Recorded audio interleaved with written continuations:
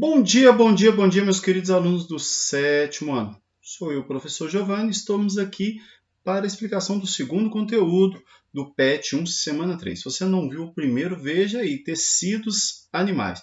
Então, hoje, esse vídeo é sobre o sistema nervoso. Não fique nervoso, calma, se inscreva no canal. Se você já é inscrito, acione o sininho para receber notificações e deixe o seu like, tá bom? Então, vamos lá, sistema nervoso. Então, a primeira coisa que todo mundo pensa é ficar nervoso. Não fique nervoso, calma. Não tem nada a ver com isso. Tem, mas não tem, né, na verdade. É apenas um dos instintos dele mesmo, né? Porque ele processa todas as coisas. Então, o sistema nervoso, vamos defini-lo, né? É o sistema responsável por captar, processar e gerar respostas diante dos estímulos aos quais somos submetidos. É devido à presença desse sistema que somos capazes de sentir e reagir a diferentes alterações que ocorrem em nossa volta e mesmo no interior do nosso corpo. Tranquilo? Tranquilo. Então, vamos lá para poder ver a principal célula do sistema nervoso, que é o neurônio. A gente precisa falar sobre ele. São células responsáveis pela transmissão dos impulsos nervosos, constitui cerca de 10% do tecido nervoso. Tá? Mas são, querendo ou não, praticamente, vamos dizer assim, as principais, né? Então vamos lá, constituição dos neurônios. Tem a soma, ou corpo celular, região onde se encontra o núcleo e na qual se concentra o citoplasma. Ele se concentra ali. Depois nós temos os dendritos, que é aquelas pequenas ramificações, tá? Presentes no corpo celular, que recebem o impulso nervoso. Então, o dendrito recebe o impulso nervoso de outro neurônio, né? E os axônios, prolongamento do neurônio por onde os impulsos nervosos são levados a outros neurônios ou outro tipo de célula. A transmissão desses impulsos ocorre na porção final do axônio, denominada de telodendro, por meio dos bulbos terminais, onde se encontram mensageiros químicos. Tranquilo? Então vamos lá. Tem aqui o soma, né, o corpo celular, onde está o núcleo, os dendritos e o axônio. E lá no final do axônio nós temos o terminal axonal. Não é dendrito aqui no final não, tá? Não confunda. Dendrito é só lá no corpo celular. E aí é importante a gente destacar a presença aqui da painha de mielina, né, formada por uma célula da glia, que a gente viu lá no vídeo sobre os tecidos, né? Fala sobre o tecido nervoso. E aqui tem em destaque uma sinapse, que depois nós vamos ver o que é uma sinapse. O que é uma sinapse? Vamos ver. Então vamos lá, primeiro, constituição dos neurônios. Muitos axônios são envoltos por células que formam uma estrutura denominada extrato mielínico ou bainha de mielina, né? São as células da glia. Principalmente quem? Né? Os oligodendrócitos e as células de Schwann ou neurolemócitos. Não é tanto de nome diferente, professor. Não se preocupa muito com isso agora, não. Mas já vai sabendo que existem, né? Aí os oligodendrócitos estão presentes no sistema nervoso central e atuam como isolantes elétricos. E as células de Schwann produzem substâncias nutritivas, tá bom? Que ajudam a manter o axônio. Então, junto com o axônio, essas células formam a neurofibra ou fibra nervosa. Então, tá aí de novo elas aí. Aqui um oligodendrócito, né, ligado, formando aqui. Aí, às vezes tem a célula de Schwann aqui, né, nessas partes aqui. Então, vamos lá. Falando sobre neurotransmissores. Neurotransmissores são substâncias através das quais os neurônios transmitem os impulsos nervosos, né, para outros ou para o órgão efetor. Né? São definidos como mensageiros químicos que transportam, estimulam e equilibram sinais entre os neurônios ou células nervosas e outras células do corpo, tá? Por exemplo, os músculos, né? Porque eles vão agir sobre isso tudo. Esses mensageiros químicos podem afetar uma ampla variedade de funções físicas e psicológicas, incluindo frequência cardíaca, quer dizer, o coração aumenta mais, sono, se eu durmo ou não durmo, o apetite, se eu dou fome, se eu não dou fome, o humor e o medo. Não é? Por exemplo, a adrenalina ela ajuda demais a controlar tudo isso aí, tá bem? Então está aqui o neurônio, onde são produzidos esses neurotransmissores, e eles vão, né? E aí eles vão sendo recebidos lá. E aqui tem toda a estrutura, mostrando ele por dentro aí, ó, tá? As sinapses, vamos lá ver, aí tem as vesículas que vão liberar esses neurotransmissores lá na frente, tá bom? Para que os neurônios enviem essa mensagem para todo o corpo, é preciso que ocorra primeiro uma condução do impulso dentro do neurônio, de um neurônio para o outro, porque o neurônio ele não é inteiro, um corpo inteiro, embora tenha alguns bem longos, né? E aí faz essa transmissão por impulso de eletricidade mesmo dentro do neurônio, e no final do neurônio é liberado um neurotransmissor, tá? Lá na parte terminal do axônio, tá bom? Lá no terminal do axônio. Aí vai ser liberado para outro neurônio ou para outra célula. E aí, quando esse neurotransmissor é recebido, passa esse sinal elétrico, né, que vai chegar lá no final desse axônio que recebeu. E aí vai liberar os pequenos sacos, né, chamados vesículas, que contêm os neurotransmissores, que vão transmitir para o próximo. E esses sacos derramam o seu conteúdo na sinapse, onde os neurotransmissores se movem através do espaço ali e vai encontrar os receptores, como se fosse chave fechadura, como se fosse chave cadeado, é específico. E aí desencadeia dentro daquele neurônio que recebeu outra resposta que vai desencadear lá na frente no axônio em outra, né? Aí após a liberação desse neurotransmissor, atravessa a lacuna sináptica, que na sinapse, né? Daqui a pouquinho a gente vê o que é sinapse. E se liga ao local do receptor no outro neurônio. E aí vai desencadear e vai acontecer a mesma coisa no outro neurônio e vai passando de um para o outro. Leva muito tempo? Não, porque é uma condução elétrica ao longo do próprio neurônio. E lá no final só libera os neurotransmissores que muitas vezes já estão prontos lá em vesículas. Só tem que escolher qual que libera. E aí tem gente que às vezes desenvolve algum distúrbio que em algum momento ele libera o saquinho errado. Vamos dizer assim, né? Libera o envelope errado, libera a vesícula errada. E aí por isso que às vezes surgem alguns descontroles emocionais em função de algumas situações que a pessoa vive em algum determinado momento. Tá bom? Então os neurotransmissores, eles podem ser excitatórios e inibitórios. Tem um outro tipo que é o modulador, mas a gente vai trabalhar ele muito não, porque ele é mais complexo e também muito incomum. Não está muito na faixa etária de vocês, não. Vamos pegar primeiro esses aí. Tem aqueles que excitam, que provocam uma resposta, e aqueles que inibem a resposta.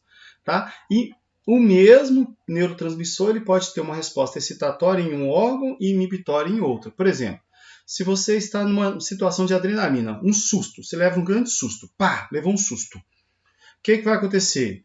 O seu coração acelera. Então, a adrenalina ela é excitatória no coração. Mas, por exemplo, vai pegar e vai bloquear o seu intestino de funcionar naquele momento. Por quê? Porque, teoricamente, você tem que correr. Tem gente que acaba soltando na hora, né? Mas não é o comum. O comum é prender, né? Ao contrário, prende. Então, é excitatório. E tem os inibitórios, né? E aí tem uma quantidade. E aí os excitatórios, tem a epinefrina e norepinefrina, que é a adrenalina e noradrenalina, a serotonina e ácido gama, aminobutírico. Olha só, às vezes garra a palavra também, gente. São inibitórios, tá? Vou falar de novo a palavra, né? Gama-aminobutírico. A gente pensa separado as palavras assim, quando essas palavras são muito grandes.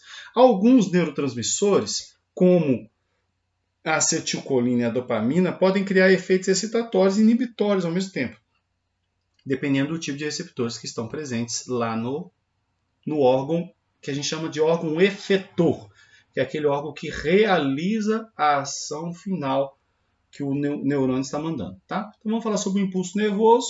Esse impulso nervoso, ele ocorre do dendrito, que é o dendrito que recebe, o corpo celular vai para o axônio e vai para outro neurônio. Aí libera lá na sinapse, ou então libera na sinapse lá do órgão efetor também, né? Então, e é um impulso nervoso, que ele é elétrico. Ele é elétrico. Como assim, professor? É porque através do controle da quantidade de íons, porque os íons, não sei se você vai lembrar, ele pode ser positivo ou negativo. Aí, no controle desses aí, eles desencadeiam, eles passam uma condução elétrica ao longo do axônio, que às vezes pode ter até 50 centímetros, 1 metro, e aí passa. Mas a gente não demora esse tempo todo para processar e nem para receber a informação, né? Então, esse é um impulso nervoso. E aí a membrana vai sofrendo essa diferença e quando chega no final, libera o neurotransmissor. Tá bom? Beleza?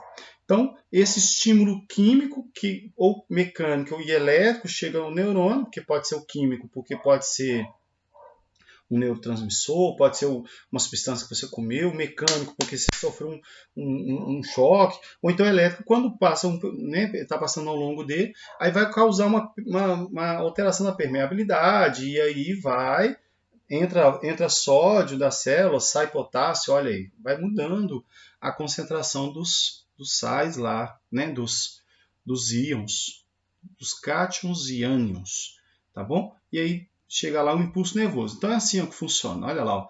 E aí tá tudo positivo lá de fora, negativo lá de dentro, correto? E aí de repente começa a se tornar negativo do lado de fora e positivo do lado de dentro. Ó. E vai andando. E vai andando dessa forma. À medida que andou, a bomba funcionou. Olha lá, ó. Primeiro, entrou sódio. Depois sai sódio e potássio. Entrou sódio, sai sódio e potássio. Entrou sódio, sai sódio e potássio. Chegou o estímulo lá no final do axônio, neurotransmissor. Tá bom? Então tá aí um exemplo aí como é que é a transmissão. É bem eletrônica mesmo, olha aí. Ó. O brilho aí ele simboliza a energia elétrica sendo conduzida ao longo das fibras nervosas, dos axônios. Tá? Olha aí, ó, que beleza, que coisa linda, maravilhosa. Muito bonito, né? Então, e aí quando chega lá na sinapse, que nós vamos ver agora o que significa, libera os neurotransmissores. Então vamos ver o que significa sinapse. Sabemos que os impulsos nervosos devem passar de uma célula a outra para que ocorra uma resposta a um determinado sinal. Para que isso ocorra é necessária a presença de uma região especializada, que recebe o nome de sinapse. Tá? Essa região é uma região com uma certa proximidade, mas que há um espaço de um neurônio e uma célula vizinha. Pode ser um neurônio, o axônio de um neurônio, né? O terminal axonal, com o dendrito de outro.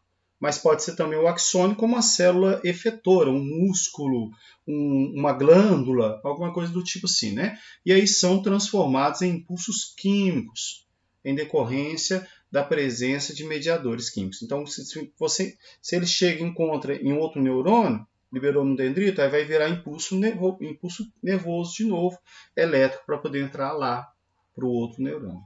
Tá bom? Então, esses impulsos nervosos, que é um impulso elétrico, é transformado depois em impulso químico, que libera a presença desses mediadores químicos que nós já vimos que são os neurotransmissores. Tá bom? E aí ele pode fazer um mesmo neurônio, ele faz sinapse com vários neurônios, ele faz sinapse com outras células, que são as efetoras, que a gente vai falar com a sinapse, né? A placa sináptica, o botões pré-sinápticos, tem várias coisas. E aí a gente tem essas expansões, e aí pode ser, né, na célula muscular, com outro neurônio, tá bom? Olha lá, uma única célula nervosa pode fazer até mais de 1000 sinapses. Olha que loucura. Tá bom? E aí tem o espaço, né, que chama fenda sináptica, que é o espaço entre uma célula e outra. Tá bom? E aí nós temos aqui aquela visão lá ampliada, a sinapsezinha, e aí liberou o neurotransmissor, e aqui tem o receptor, que é específico para cada tipo de neurotransmissor. Aqui tem um errozinho, que você pode observar que o neurotransmissor está saindo de várias coisas. Geralmente vai ser liberado o mesmo neurotransmissor naquela região. Tá bom? Então, vamos falar sobre a divisão do sistema nervoso. Primeiro nós temos o central. Nós vamos falar sobre os órgãos dele, o que é e o funcionamento, tá bom? Então vamos definir o sistema nervoso central. É a parte do sistema nervoso que garante a recepção e a interpretação dos estímulos, podendo ser considerado o centro de processamento de informações do nosso corpo. É como se fosse o seu processador e o seu HD, né? Vamos dizer assim. E aí, esse sistema é formado pela medula espinhal ou espinal e um encéfalo. Nós vamos ver os constituintes deles, tá bem? E observa-se as chamadas substâncias branca e cinzenta neles. Tá? A branca corresponde ao axônio do neurônio e a cinzenta corresponde ao corpo celular. No encéfalo, com exceção do bulbo, a substância cinzenta localiza-se mais externamente. Já na medula, é ao contrário, a parte cinzenta está por dentro e a branca por fora. Tá bom? O sistema nervoso central é protegido por ossos e membranas. Essas membranas nós vamos chamar de meninges. Tá? As meninges, que estão presentes tanto no encéfalo quanto na medula. Tá? Inclusive, professor, essa meninge tem a ver com a meningite? Sim, a meningite é a inflamação, a infecção dessa meninge. Tá bom? Então tá aí o desenho dele. O desenho dele aí, o encéfalo, né? O cérebro. Nós temos aqui o cérebro, né? O telencéfalo, o diencéfalo, o mesencéfalo, que é a parte vermelhinha, a ponte, o bulbo, o cerebelo e amarelo lá já é a medula que vai seguir lá para baixo. Tudo isso, professor? Tudo isso. Tudo isso. Tá bom? Vamos lá? As meninges podem ser a dura mater, que é a mais externa e a mais fibrosa, a aracnoide, que está no meio, né? Que vai ter uma aparência de uma teia de aranha, e por último tem a pia mater, né? Que é mais interna e altamente vascularizada.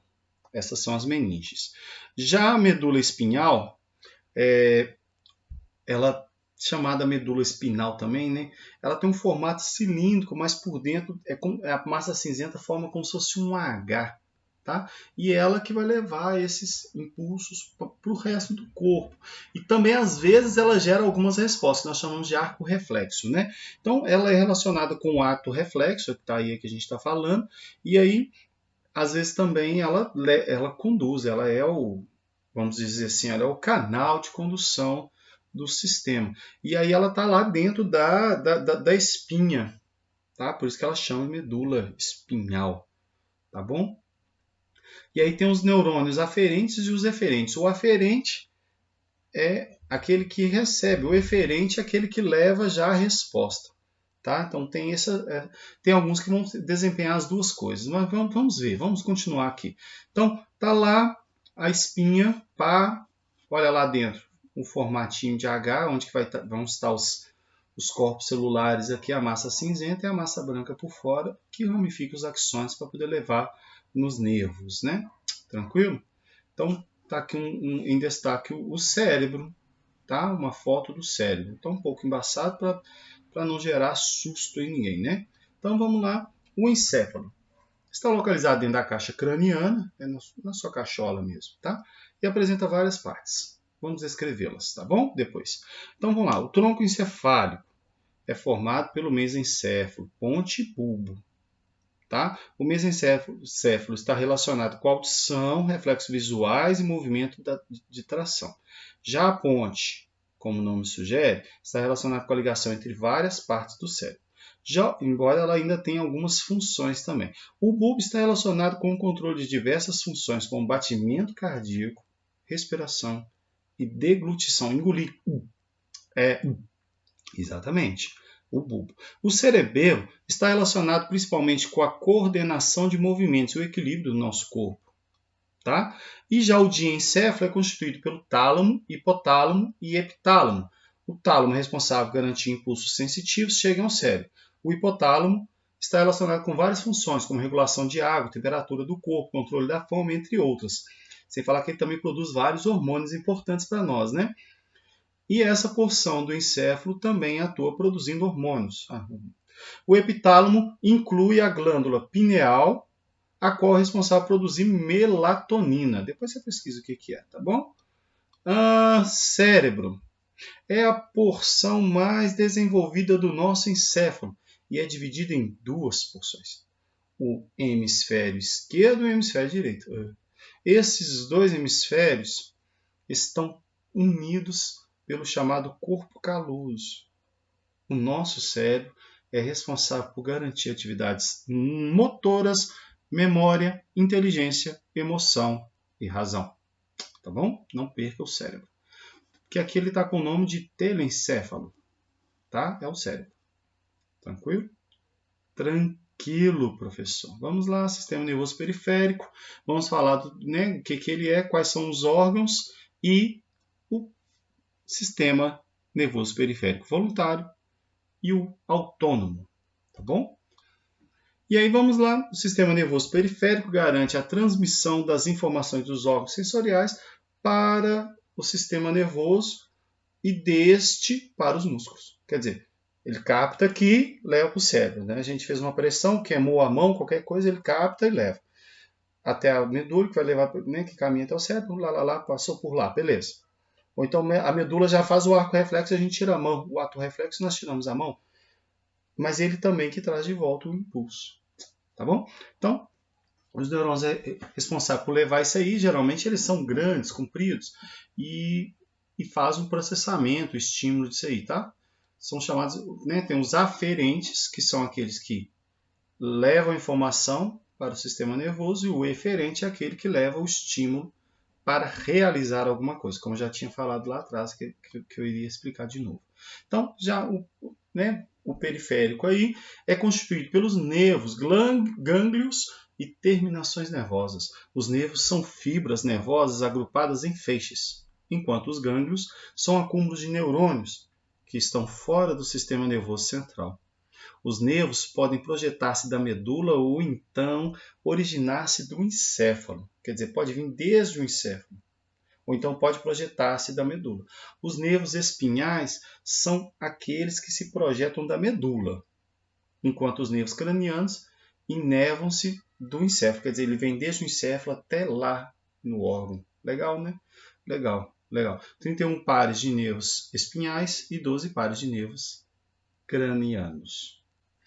Então, aí é a distribuição deles, né? A gente vai vendo aqui, ó, pode vir do craniano, nervo craniano, vem desde o crânio, né? Pode ser espinhal e os nervos periféricos, né? Que é a ramificação lá. Beleza?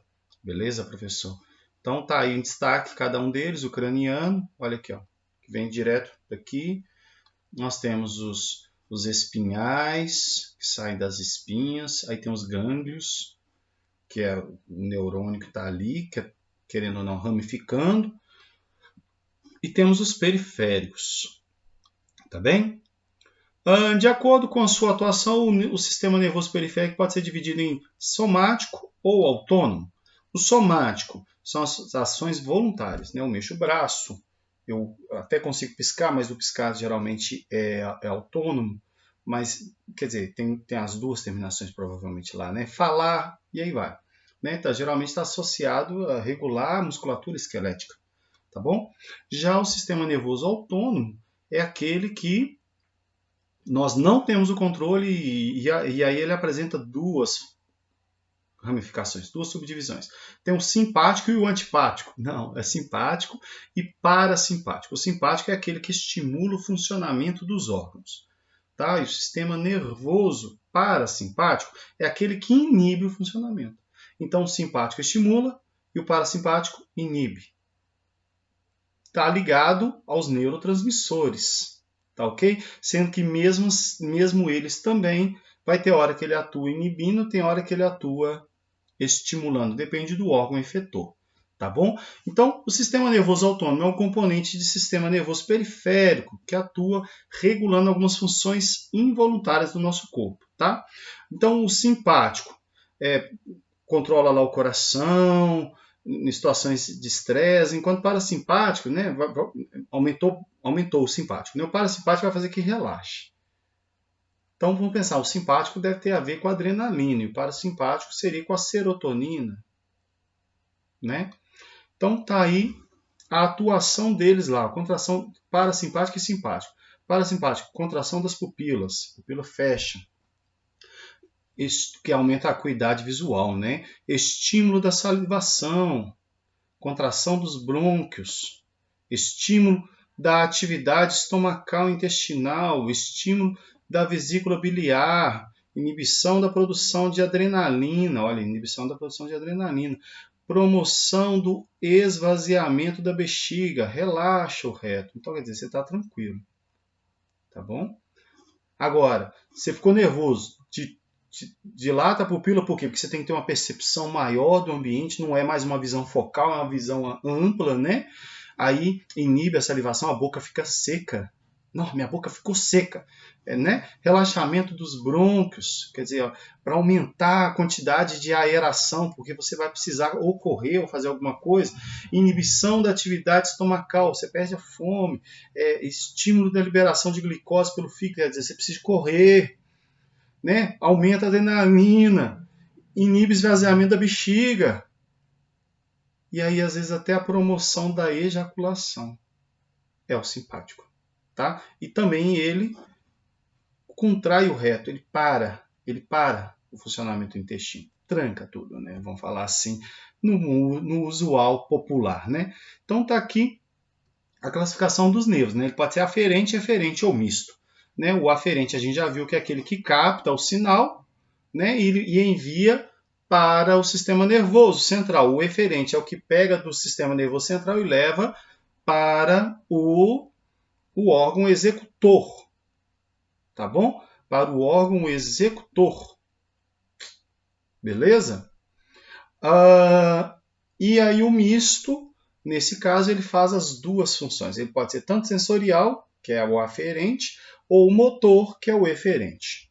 Tranquilo? No mais, a gente fica por aqui. Beijo para quem é de beijo, abraço para quem é de abraço. Tchau, até a próxima. Fique com Deus.